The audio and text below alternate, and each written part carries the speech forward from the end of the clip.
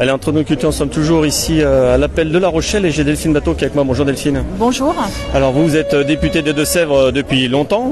Vous avez été aussi ministre de la Transition écologique du développement durable. Voilà, quelle est votre vision de ce qui se passe ici aujourd'hui ? C'est important. C'est important parce qu'il y a des parents d'enfants atteints de cancer qui ont osé depuis un certain temps maintenant briser l'omerta et alerter tout le monde en fait sur une situation dans laquelle il faut bien prendre conscience, et c'est encore une étude qui a été rendue publique ces derniers jours, que le nombre de cancers des personnes jeunes est en hausse de 80%. Et que c'est directement lié en fait à la contamination de notre cadre de vie, de l'eau qu'on boit, des sols, de l'air qu'on respire, par des polluants, parmi lesquels les pesticides ont un rôle majeur. Et en fait, encore aujourd'hui en France, des substances notoirement dangereuses qui sont des poisons pour la santé humaine, pour la biodiversité, continuent d'être autorisées. Et donc il faut être aujourd'hui aux côtés de ces familles pour les soutenir et ensuite relayer leur combat à l'Assemblée nationale et dans toutes les institutions. Alors vous qui avez été aux responsabilités en tant que ministre, vous êtes député, vous connaissez bien toutes les mécaniques qui existent. On a posé la question à Benoît Biteau. Il y a beaucoup de molécules qui existent, on ne peut pas tout contrôler non plus. Il y a l'effet cocktail qui n'est pas bien connu encore.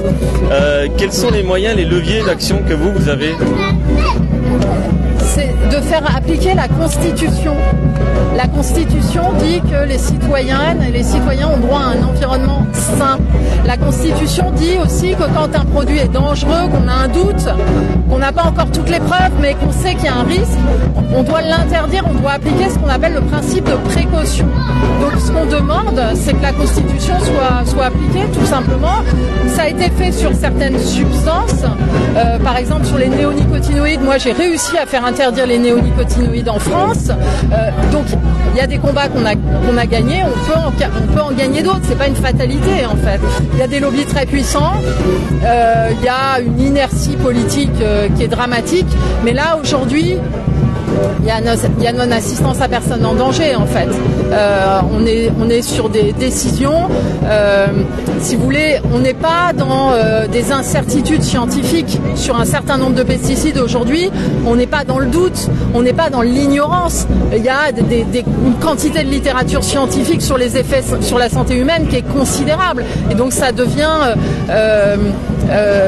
ceux qui prennent la décision de les maintenir, en fait, ils prennent le risque un jour, comme ça s'est passé sur l'amiante, d'être poursuivis devant la Cour de justice pour ne pas avoir protégé la santé. Un arrêt immédiat, comme c'est préconisé, ne fait pas disparaître le produit aussi très rapidement. Qu'est-ce qu'il faudrait faire d'autre pour justement limiter les risques ?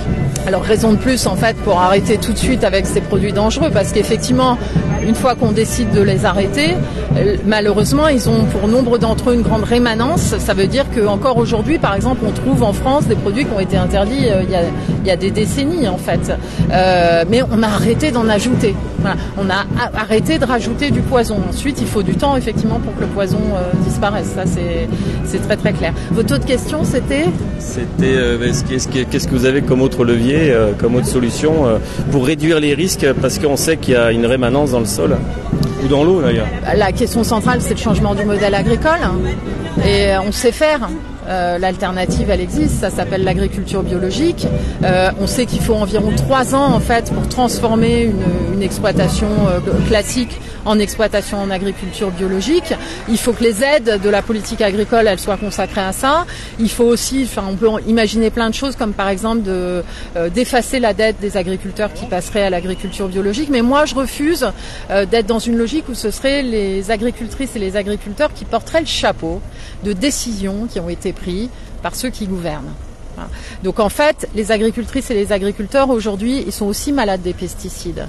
C'est la profession où il y a un tiers des gens qui vivent en dessous du seuil de pauvreté. C'est la profession où il y a le plus de burn-out, où on suicide le plus. Donc ce qu'il faut dire et qui est très important, c'est que le modèle des pesticides et des engrais, il fait pas le bonheur des agricultrices et des agriculteurs. Au contraire, il fait leur malheur, il les appauvrit. Donc tout le monde a intérêt à ce que ça change. Alors, écoutez, on vous remercie et on vous souhaite une bonne marche. Merci. Allez, vous étiez en direct sur Entre nos cultures, on vous retrouve très vite pour un autre direct.